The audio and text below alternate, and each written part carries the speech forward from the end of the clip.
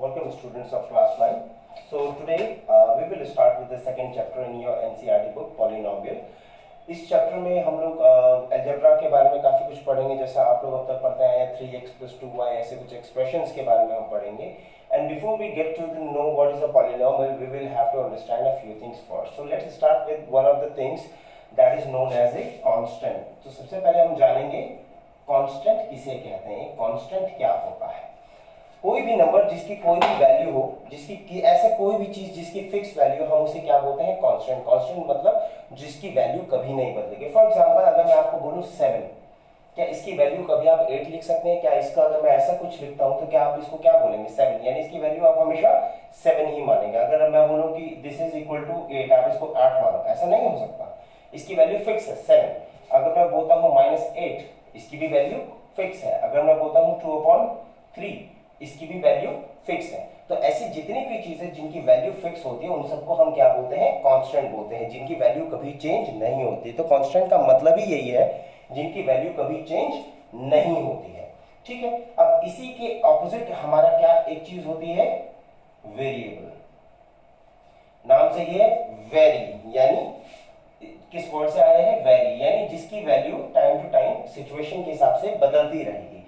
For example अगर आप बोलते हो x, आप कहीं क्या मानते हो? Let the age be x, जैसा हमने पिछले साल क्वेश्चन करा था, let the age be x, आप ऐसे लिखते थे. तो ये x पार्ट मेरा क्या है? वेरिएबल है. क्यों? क्योंकि मुझे वैल्यू नहीं पता है कि क्या इसकी एज होगी, जो भी हमारा क्वेश्चन होगा, मुझे इसमें इसकी वैल्यू नहीं पता होती थी. तो मैं इसको क्या लेता था? मान लेता था, अज्यूम कर लेता था कि मान लीजिए यही इसकी वैल्यू. लेकिन इसकी वैल्यू 2 भी हो सकती थी, 3 भी हो सकती थी, 4 भी हो सकती थी, 25, 28, 98, कुछ भी वैल्यू आ सकती थी. तो इसलिए मैं इसको क्या बोलता हूं? वेरिएबल. कि देखने में ये जैसा है, इसकी वैल्यू वैसी नहीं होगी, इसकी वैल्यू कुछ भी हो सकती है, बदल सकती है. राइट.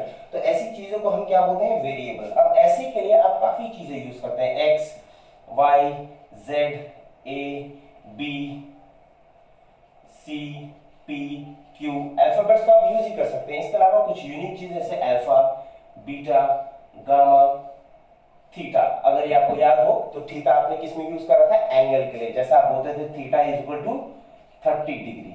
तो एंगल्स के लिए हम जनरली जो हम वेरिएबल यूज करते हैं वो क्या होता है? थीटा होता है.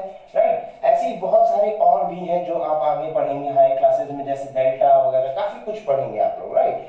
इसमें भी आप फिजिक्स जब आगे पढ़ना शुरू करेंगे तो इसमें आपको म्यू दिखेगा. इसे क्या बोलते हैं? म्यू. लिखते यू है, बोलते हम क्या है? MU, mu. ठीक है. तो ऐसे आपको काफी तरह के वेरिएबल्स देखने को मिलेंगे. तो ये जितने भी हैं ये सब क्या कहलाते हैं? वेरिएबल होते हैं. ठीक है. तो कांस्टेंट और वेरिएबल में आई होप आपको डिफरेंस पता चल गया होगा. लेकिन इसकी जब हम आगे बढ़ेंगे तो हम कांस्टेंट और वेरिएबल को एक साथ जोड़ के देखेंगे और हमारी पॉलिनोमियल की डेफिनेशन में उसे हम क्या बोलते हैं? टर्म.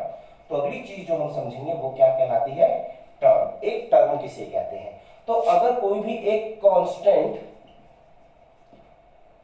और एक वेरिएबल जब एक साथ आ जाते हैं तो मैं उसको क्या बोलता हूं? एक टर्म आ गई है. अब इसमें कांस्टेंट तो ठीक है, लेकिन वेरिएबल साथ आने का मतलब क्या है वो भी समझेंगे. तो कोई भी कांस्टेंट ले लेते हैं, फॉर एग्जांपल -5. इसके साथ कोई भी वेरिएबल लिख लीजिए, फॉर एग्जांपल y. इसका क्या मतलब है?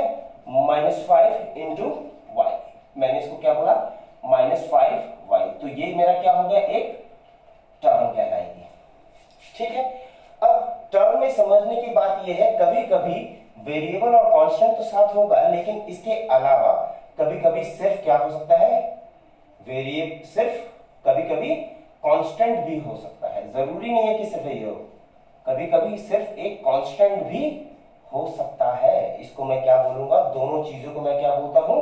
टर्म है. ठीक है. अब इसको समझने के लिए समझिए. तो पहली वाली चीज तो ये है. अब जो सिर्फ कांस्टेंट है, मान लीजिए 7 -2/3, ये दोनों भी क्या कहलाएंगे? ये दोनों भी मेरे टर्म में ही आएंगे. आप इनको भी टर्म बोल सकते हैं. तो अगर मान लीजिए मैं आपके सामने अगर कुछ ऐसा लिख देता हूं, x + 2/3, तो एक टर्म और ये सेकंड टर्म. तो इसमें कितने टर्म हो गए हमारे? 2 टर्म है. एक वेरिएबल है और एक कांस्टेंट है. अब ये आप बोलेंगे ये तो अकेला वेरिएबल है. नहीं, ये भी क्या है? Constant plus variable. तो टर्म से हम क्या समझेंगे? चीजों को मैं टर्म बोल सकता हूँ, एक जिसमें कांस्टेंट वेरिएबल एक साथ हो या फिर दूसरा जिसमें सिर्फ कांस्टेंट हो, इन दोनों चीजों को आप टर्म बोल सकते हैं। ठीक है, अब इस टर्म को समझना जरूरी क्यों है? ये तो गिनती है, 1 हो गया, 2 हो गया, 3 टर्म हो गया, 4 टर्म हो गया, राइट? क्यों इनको समझना जरूरी है? क्योंकि जब तक आपको ये नहीं पता चलेगा कोई टर्म है कि नहीं है, तो आप उनको गिनती करके आप उसको ये नहीं बता पाएंगे मोनोमियल है, बाइनोमियल है या पॉलिनोमियल है। इस तरह से हम अभी जो आगे पढ़ेंगे उसमें आपको समझ में आएगा कि टर्म हम क्यों गिन रहे हैं। ठीक है, अब यह ध्यान देने वाली बात क्या है, टर्म मैंने आपको बताया कि या तो कांस्टेंट और वेरिएबल का मिक्सचर हो सकता है या फिर सिर्फ कांस्टेंट हो सकता है। तो अगर मैं लिखता हूं x प्लस 2/3y, मैंने इसमें बताया आपको दो टर्म है, या y हटा देते हैं, x प्लस 2/3 है, तो मैंने आपको बताया इसमें दो टर्म है। लेकिन अगर मैं बोलूं -7, तो ये भी एक टर्म हो जाती है, जैसे कि भी हमने देखा इसमें कितने टर्म है, दो टर्म है, राइट? अब देखने वाली बात यह है, जो टर्म है, एक टर्म 1, टर्म 2, टर्म 3, ऐसे करके मान लीजिए आपके पास 3 टर्म है, तो इनके बीच में आइदर प्लस या माइनस से ये लोग जोड़े जाएंगे। तो कोई भी दो टर्म आपस में जब एक दूसरे के साथ या तो जोड़ी जाएगी या तो घटाई जाएगी, या फिर आप इसको ऐसे भी लिख सकते थे। तो आप अगर बोले कि 2x है, ये दो टर्म है, एक ये टर्म, गलत। मल्टीप्लाई और डिवाइड से कभी भी टर्म अलग नहीं होती है। जैसे मैंने बताया, अगर एक टर्म है और इसके बीच में इनटू टर्म 2 है, तो ये एक सिंगल टर्म मानी जाएगी। लेकिन अगर इसके बीच में प्लस या माइनस है, 2 या 3 टर्मों के बीच में, तभी आप उसको अलग अलग टर्म मानेंगे। अगर इनके बीच में इनटू या डिवाइड आ जाएगा तो ये सिंगल टर्म मानी जाती है। फॉर एग्जाम्पल इसी को अब देखते हैं कि जैसे मैंने ये जो चीज आपको बताई कैसे, जैसे एक टर्म है 5 और दूसरी टर्म है x। मैंने जब इन दोनों को मल्टीप्लाई करा तो क्या बना, 5x। ये मेरी क्या है, सिंगल टर्म हो गई। ये दो टर्म अलग अलग नहीं मानी जाएंगी क्योंकि 5 अलग टर्म है, x अलग टर्म है, नहीं, ये सिंगल टर्म होगी। लेकिन अगर इसकी जगह होता 5 प्लस x, तो ये दो अलग अलग टर्म हो गई। ये एक टर्म नहीं है, अब ये दो अलग अलग टर्म है। ठीक है, तो आपको क्लियर हुआ होगा कि जो मल्टीप्लाई और डिवीजन जब होता है तो दो टर्मों का, तो वो सिंगल टर्म हो जाती है। लेकिन जब दो टर्मों का एडिशन या सब्ट्रैक्शन होता है तो वो क्या हो जाती है, दो अलग अलग टर्म ही रहती है। ठीक है, तो आपको जब भी कोई एक्सप्रेशन दी जाएगी, आपका काम होता है उसमें टर्म गिनना। तो एक बार उसका एग्जांपल देख लेते हैं, हम कैसे देख सकते हैं कि टर्म कितनी है। जैसे जेनेटिक एग्जांपल है x4 plus x³ plus 2x² plus 7। अगर आपके पास कुछ ऐसी एक एक्सप्रेशन दी है तो उसमें पहली टर्म, दूसरी टर्म, तीसरी टर्म, 4 टर्म, तो इसमें कितनी है टोटल, 4 टर्म है। ठीक है, ओके। अब यहां से इसी के बेसिस पे हम कुछ चीजें समझेंगे। ओके स्टूडेंट्स, तो एक बार जब आपको टर्म समझ में आ गया कि टर्म क्या होती हैं और उनको कैसे हम निकाल सकते हैं, हम कैसे समझ सकते हैं टर्म्स को, जैसे मैंने आपको बताया, तो इसके हिसाब से अब बात आती है कि एक एक्सप्रेशन में कितने टर्म है, उसके हिसाब से हम कुछ कैटेगरीज में बांट सकते हैं। तो सबसे पहले हमारी आती है मोनोमियल, फिर आती है बाइनोमियल और आखिर में आती है ट्राइनोमियल। ठीक है, तो मोनोमियल क्या होता है, जिसमें कितनी टर्म होगी, सिंगल टर्म वाले। बाइनोमियल क्या होंगे, जिसमें दो टर्म्स होंगी। और ट्राइनोमियल क्या होंगे, जिसमें 3 टर्म्स होंगी। ये यहीं तक नहीं है, 4 टर्म वाले, 5 टर्म वाले, 6 टर्म वाले, सबके अलग अलग नाम भी है। ठीक है, लेकिन अभी हम 3 को ही समझेंगे। ठीक है, तो मोनोमियल जैसे अब मैंने बताया, एक टर्म कुछ भी हो सकता है, एक कांस्टेंट हो सकता है या फिर एक कांस्टेंट और वेरिएबल का कॉम्बिनेशन हो सकता है। तो -7, 2/3, -1/3, हाँ, या फिर इसके अलावा अगर मैं बात करूं 5x, 2y, 7/2 अल्फा, ये सब क्या है, मोनोमियल्स हैं, जिसमें क्या है, सिंगल टर्म है, एक टर्म, एक टर्म, एक टर्म, एक टर्म, एक टर्म और एक टर्म। ठीक है, अब जब इनका सेपरेशन तो किसी से है नहीं, ये तो सिंगल टर्म है। अब बात करते हैं बायनोमियल की। बायनोमियल में क्या है, दो टर्म होने जरूरी है, हमने देखा दो टर्म जब हो जाएंगे तो वो क्या कहलाएंगे, बायनोमियल। जैसे x + 7 y - 8 z - 2/3, तो ये क्या है, एक टर्म दो टर्म एक टर्म दो टर्म एक टर्म दो टर्म। अब ध्यान रखिए मैंने इनको दो टर्म क्यों माना, अगर मैं बोलूं x × 7, ये क्या एक टर्म है दो टर्म है, ये सिंगल टर्म है क्योंकि ये क्या हो जाएगा 7x हो जाएगा, तो ये क्या है मेरी सिंगल टर्म है। टर्म हमेशा या तो प्लस से या तो माइनस से ही अलग करी जा सकती हैं। तो अगर एक टर्म है टर्म 1 प्लस टर्म 2 वैलिड है, या फिर टर्म 1 माइनस टर्म 2 वैलिड है, लेकिन टर्म 1 इंटू टर्म 2 अगर आप बोलेंगे दो अलग अलग टर्म है, वैलिड नहीं है। दोनों मल्टीप्लाई होंगे क्या हो जाएंगी, एक सिंगल टर्म आ जाएंगी। तो दो टर्म जब प्लस या माइनस से अलग अलग होती हैं उनको मैं क्या बोलता हूं, बायनोमियल बोलता हूं। यानी बेसिकली जिसमें दो टर्म आइडेंटिफाई मैं अलग अलग कर सकता हूं, वो सारी मेरी क्या हो जाएंगी, बायनोमियल्स हो जाएंगी। अब मूविंग ऑन टू ट्राइनोमियल्स, जैसे इसमें हमने देखा एक टर्म दो टर्म, वैसे अब हम इसमें क्या देख सकते हैं, तीन टर्म वाले जो होते हैं वो मेरे क्या कहलाएंगे, ट्राइनोमियल्स। अब तीन टर्म कैसे, जैसे x² + x + 1, एक टर्म दो टर्म और तीन टर्म, या फिर x4 - 2/3x + 1/8, एक टर्म दो टर्म और तीन टर्म। ठीक है, तो ऐसे जितने भी एक्सप्रेशन होंगे जिनमें आपको तीन टर्म मिलेंगे वो सारे आपको क्या कहलाएंगे, ट्राइनोमियल्स कहलाएंगे। ठीक है, अब पॉलिनोमियल्स को यहीं देखिए, मोनोमियल भी एक तरह का पॉलिनोमियल है, या फिर मैं इसको छोड़ देता हूं आपके अंडरस्टैंडिंग के लिए। बाइनोमियल भी एक तरह का पॉलिनोमियल है, ये भी एक तरह का पॉलिनोमियल ही है। अब पॉलिनोमियल समझने की बारी आएगी कि पॉलिनोमियल फिर होता क्या है, ये पॉलिनोमियल क्या चीज है। हमें जब मोनोमियल समझ में आ गया, बाइनोमियल समझ में आ गया, तो अब हमारा नेक्स्ट फेज क्या आएगा कि हमारा पॉलिनोमियल क्या होता है। अब इसको समझने के लिए इस वर्ड को समझिए, पॉली को। ठीक है, मैं इसको डिलीट कर रहा हूं। अब हम लोग आ गए हमारे मेन टॉपिक पॉलिनोमियल को समझने के लिए। ठीक है, पॉलिनोमियल, पॉली मतलब मल्टी, यानी एक से ज्यादा। जब कोई भी चीज एक से ज्यादा हो जाती है मैं उसको क्या बोलता हूं, पॉली। जैसे आपने मैथ्स में पढ़ा था पॉलीगन, हाँ, जिसकी साइड्स एक से ज्यादा हो, ठीक है, तो वो सारी क्या कहलाएंगी, पॉलीगन कहलाते। फॉर एग्जांपल ट्रायंगल, यानी आप इसको क्या लिखते हो, ट्रायंगल। मैं इसको बीच से तोड़ देता हूं शब्द को। ट्राई मतलब तीन, एंगल यानी तीन एंगल वाला डायग्राम क्या कहलाता है, ट्रायंगल। तो ये भी एक तरह का क्या है, पॉलीगन। ठीक है, तो एक से ज्यादा जब भी कोई चीज होती है मैं उसको पॉली वर्ड जोड़ देता हूं, बाकी सेम है नॉमिनल्स, राइट।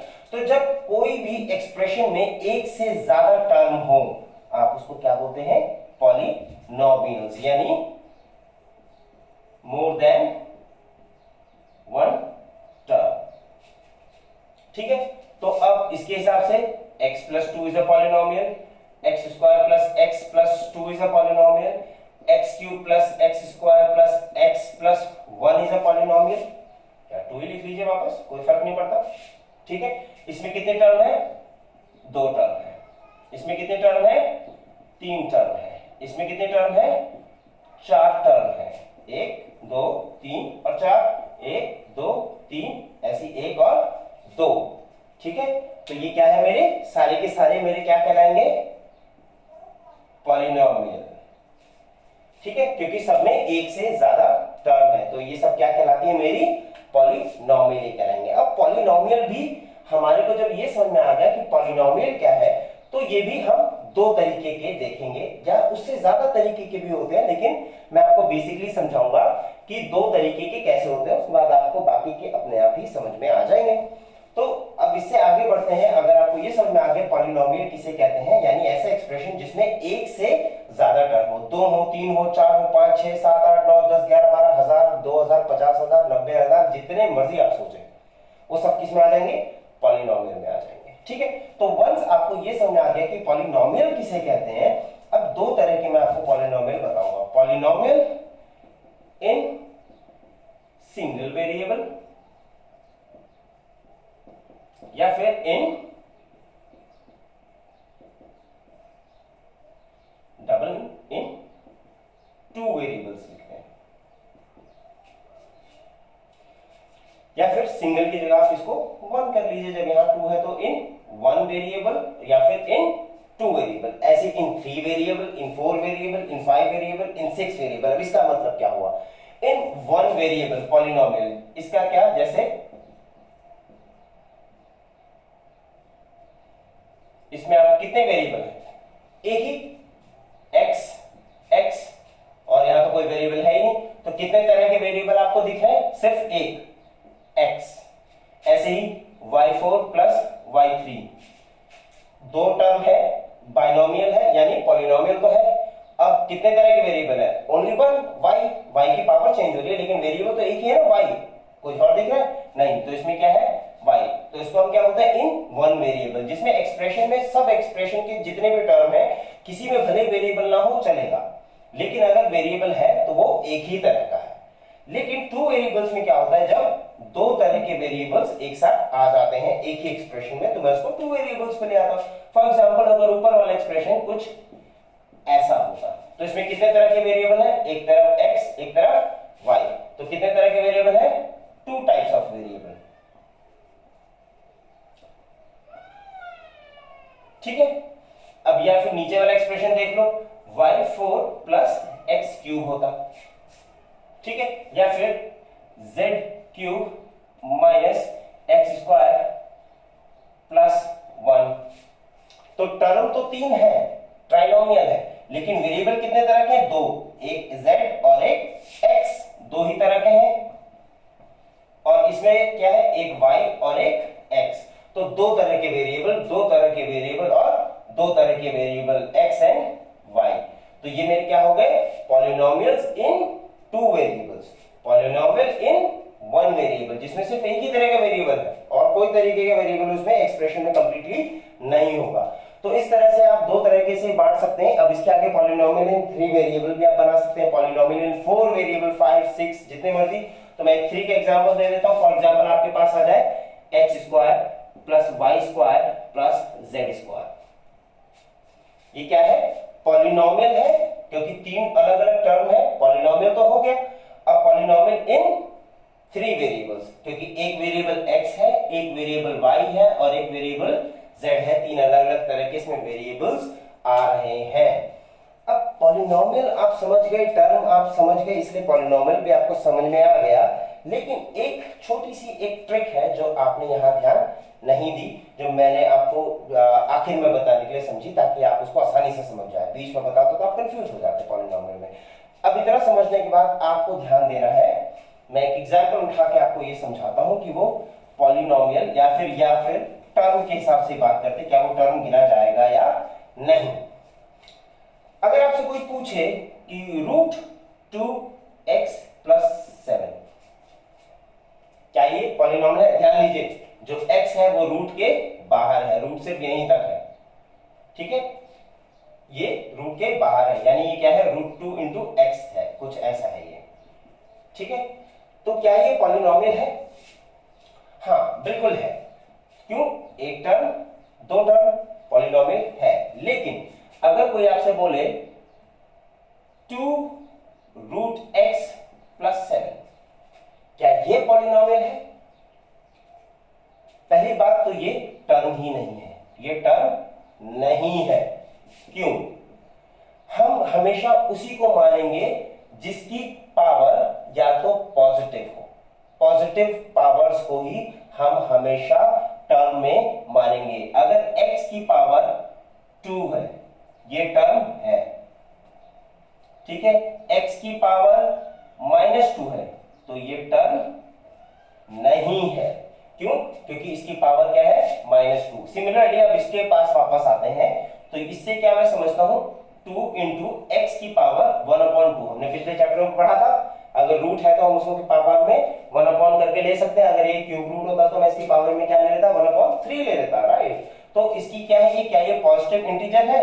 नहीं, पहली बात तो ये इंटीजर ही नहीं है, ठीक है। तो पॉजिटिव नेगेटिव की बात ही छोड़ दीजिए, इंटीजर है ही नहीं, ठीक। तो जितने भी सिर्फ पॉजिटिव इंटीजर वाले पावर वाले होंगे हम उन्हीं को टर्म मानते हैं। या फिर अब बात आती है x की पावर, जैसे 7 है, क्या ये टर्म है? हाँ ये तो टर्म है। तो सर इसमें तो x की कोई पावर ही नहीं है, क्या मतलब है इसका? 7 इंटू एक्स की पावर 0, x की पावर 0 मतलब 1, 7 इंटू 1 इज 7। तो यहां पर वेरिएबल की जो पावर है सर वो क्या है? 0 है। तो या तो 0 हो या तो पॉजिटिव इंटीजर पावर हो, आप उसी को टर्म मानेंगे। तो अगर आपके क्वेश्चन में है x की पावर -1 प्लस 7, क्या ये पॉलिनोमियल है? नहीं, ये पॉलिनोमियल नहीं है, ठीक है। तो आप इसको इस तरह से भी ध्यान देंगे कि जो x की पावर है यानी जो वेरिएबल की पावर है वो हमेशा क्या होनी चाहिए? आइदर 0 और पॉजिटिव इंटीजर। अगर नेगेटिव इंटीजर या फ्रैक्शनल इंटीजर है तो आप उसको टर्म कंसीडर नहीं करेंगे, वो हमारे लिए पॉलिनोमियल्स नहीं होगा। तो जब एक्सरसाइज शुरू करेंगे ये चीज बहुत काम आएगी, तो आपको थोड़ी बेटर भी समझ में आएगी। चलिए अगले टॉपिक पे बढ़ते हैं कि जब पॉलिनोमियल्स हमें समझ में आ गया, हमें ये समझ में आ गया टर्म कैसे होते हैं, उसकी बेसिस पे हमने देखा कि मोनोमियल्स और बाइनोमियल्स और ट्राइनोमियल्स क्या होते हैं, एक टर्म, दो टर्म, तीन टर्म वाले। तो हम पॉलिनोमियल किनको बोलते हैं इतना समझने के बाद अब बात आती है डिग्री ऑफ अ पॉलिनोमियल। अब हम क्या निकालेंगे? डिग्री ऑफ अ पॉलिनोमियल, यानी कोई भी आपको गिवन पॉलिनोमियल है उसकी डिग्री क्या होती है और कैसे पता करी जाती है। तो सबसे पहले तो हम हमारे जो अभी इस वक्त हमारा जो एजेंडा है वो हमारे सिर्फ इतना है, हमें डिग्री उन पॉलिनोमियल्स की निकालनी है जिनके वेरिएबल सिंगल वेरिएबल है, यानी degree of a polynomial in one variable की हम यहाँ पर बात कर रहे हैं। तो लेट्स कंसीडर कोई भी एक आपको पॉलिनोमियल दिया हुआ है। अब हमसे बोला गया इसकी डिग्री निकाल के दिखाइए। डिग्री क्या होती है उसके लिए पहले समझना डिग्री क्यों जरूरी है। डिग्री कुछ नहीं होती है, this is nothing but highest power of variable. किसी भी एक्सप्रेशन में जो वेरिएबल है उसकी सबसे हाईएस्ट पावर कौन सी है, वो इस एक्सप्रेशन की डिग्री बन जाती है। तो यहां पर वेरिएबल क्या है हमारा? x x x x, चार जगह वेरिएबल है, सिंगल वेरिएबल है, वन वेरिएबल की बात कर रहे हैं अभी, ठीक है। तो चार जगह है x, इसकी पावर कितनी है? 4, इसमें कितनी है? 3, इसमें कितनी है? 2, इसमें कितनी है? 1, और यहां पर क्या मैंने बताया है इसकी पावर कितनी हो जाएगी? 0, क्योंकि मैं यहां x की पावर 0 मान रहा हूं, which is 1, तो 1 into 1 is always 1। तो सबसे हाईएस्ट पावर कितनी गई है? 4, तो यहां इसकी डिग्री कितनी हो गई?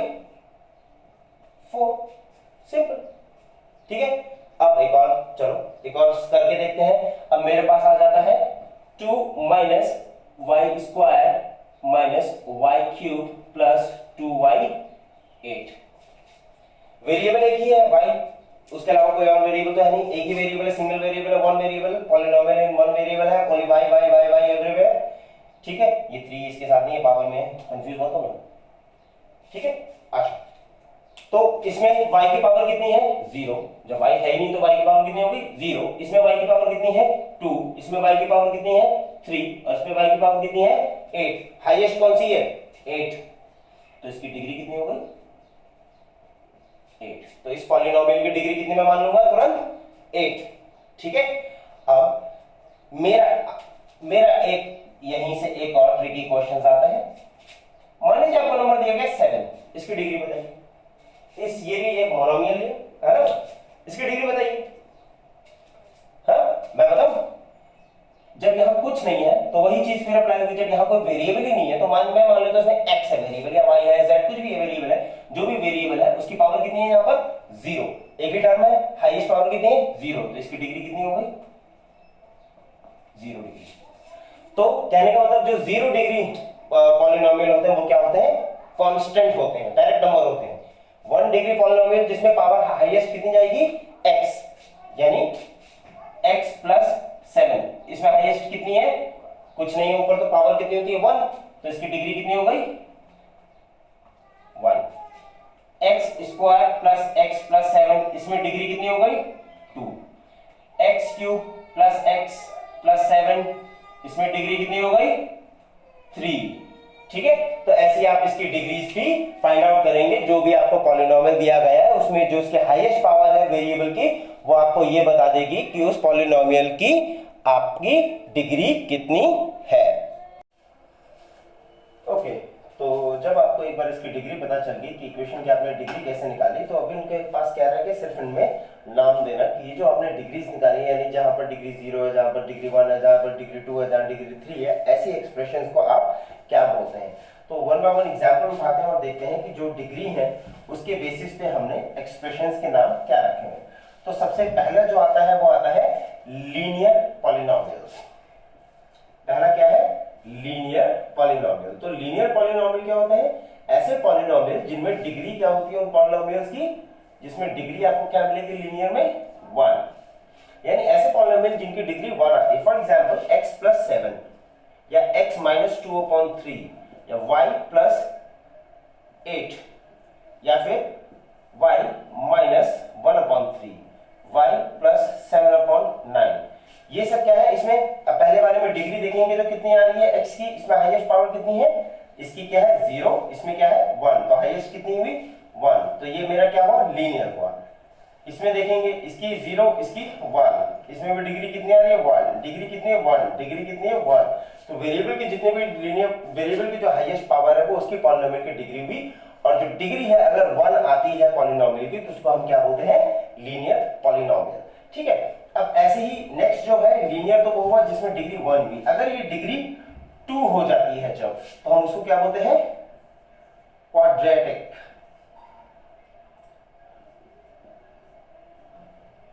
ठीक है, क्वाड्रेटिक मतलब जिसमें डिग्री कितनी हो गई 2, यानी x square plus x plus 7 या एक्स स्क्वायर माइनस 7, राइट, या फिर y square plus y plus 1 या y square minus y plus 1 या वाई स्क्वायर माइनस 9।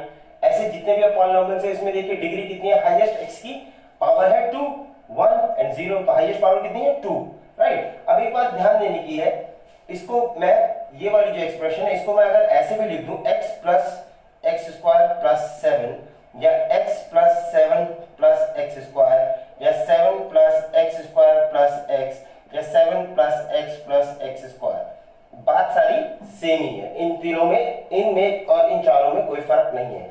इसमें देखिए डिग्री देखिए 0 है x की, 1 है और 2 है, तो हाईएस्ट कितनी हुई 2, तो इसकी डिग्री कितनी हो गई 2। इसमें भी डिग्री कितनी है 2, इसमें डिग्री कितनी है 2, again degree is 2 and finally again the degree is 2। तो ऐसे पॉलिनोमियल्स जिनमें हमेशा आपकी डिग्री 2 आ रही है वो सारे क्या कहलाते हैं, क्वाड्रेटिक पॉलिनोमियल्स। ठीक है, अब थर्ड इसमें जो आपके जहां तक आपके कोर्स में है जिसमें डिग्री 3 आ जाए, तो अगर आपकी डिग्री पॉलिनोमियल की 3 आ रही है तो ऐसे पॉलिनोमियल को आप क्या बोलते हैं, क्यूबिक पॉलिनोमियल, जिसमें डिग्री कितनी हो जाती है 3। ठीक है, तो एग्जांपल्स आप उठा सकते हैं जैसे y cube plus y square plus 7 या y क्यूब माइनस 9 या y cube y plus y cube minus y square plus 7। अब इन सब में क्या है, डिग्री आपकी कितनी आ रही है, या फिर एक और एग्जांपल लेते हैं z square minus Z cube plus 8, degree कितनी है इसमें 3, इसमें भी 3 क्यों, क्योंकि y की हाईएस्ट पावर कितनी जा रही है, वेरिएबल की हाईएस्ट पावर 3 जा रही है, फिर इस बार 2 है, इस बार 0 है, तो हाईएस्ट कितनी भी 3 होगी। सिमिलरली इसमें भी 3, सिमिलरली इसमें भी 3 एंड इसमें भी 3। तो ये चारों किसके एग्जांपल हो गए, क्यूबिक की, जहां पर डिग्री आपकी कितनी आ गई 3 आ गई। तो जितने भी कॉन्सेप्ट्स अभी तक आपने देखे हैं इनके बेसिस पे आपको फर्स्ट एक्सरसाइज बहुत आसानी से करने में कोई बहुत ज्यादा दिक्कत नहीं आनी चाहिए। एक आध क्वेश्चन है जो थोड़े ट्रिकी हैं, आपको उनको तो फिर से याद करना पड़ेगा कि उसमें हमने क्या करा था, क्या नहीं करा था, क्या फॉलो कर रहे थे। तो जो मैंने आपको इसमें ट्रिक्स बताई हैं, जो मैंने आपको थोड़ी बहुत छोटी छोटी बातें बताई हैं, ये आपको ध्यान रखना जरूरी है उनको समझने के लिए। और इसके अलावा एक छोटी सी एक चीज है जो आपको हो सकता है शायद प्रॉब्लम आए एक्सरसाइज में, इसमें एक आपको वर्ड मिलेगा कोएफिशिएंट्स। कोएफिशिएंट्स क्या होते हैं, बिल्कुल कंफ्यूज मत होना, ऐसे कांस्टेंट जो वेरिएबल से मल्टीप्लाई हो रहे हैं। फॉर एग्जांपल अगर मैं बोलता हूं 5x, इसमें ये पार्ट मेरा वेरिएबल हो गया और x x का कोफिशिएंट कितना है 5, तो x, तो इसको मैं बोल सकता हूं कोफिशिएंट ऑफ x इज 5। ठीक है। सिमिलरली अगर मेरे को कुछ ऐसा दिया हुआ है, आपके बुक से एग्जांपल मैं उठा रहा हूं, कोफिशिएंट ओके √2x - 1, तो इसमें वेरिएबल क्या है x, उसके साथ क्या मल्टीप्लाई आ रहा है 2, तो इसमें अगर आपसे पूछा जाए what is the coefficient of x, तो कोफिशिएंट ऑफ x इज √2। ठीक है, यानी x के साथ जो भी कांस्टेंट टर्म मल्टीप्लाई हो रहा है या फिर वेरिएबल के साथ जनरलाइज करके बोलूं, जो वेरिएबल के साथ कोई भी अगर कोई भी नंबर या फिर कोई भी टर्म मल्टीप्लाई हो रहा है जो कांस्टेंट है, उस कांस्टेंट को मैं क्या बोलता हूं, कोफिशिएंट कहता हूं उस वेरिएबल का। ठीक है, तो अगर ये सब कॉन्सेप्ट्स अगर आप जो भी आज आपके वीडियो में आपने देखा, अगर ये आपको याद रहेंगे तो मैं गारंटी करता हूं कि आपको कोई भी एक भी प्रॉब्लम नहीं अटकेगी फर्स्ट एक्सरसाइज, और इसी साथ आप लोग फर्स्ट एक्सरसाइज करनी यानी 2.1 करनी शुरू कर सकते हैं। Thank you very much, keep connected.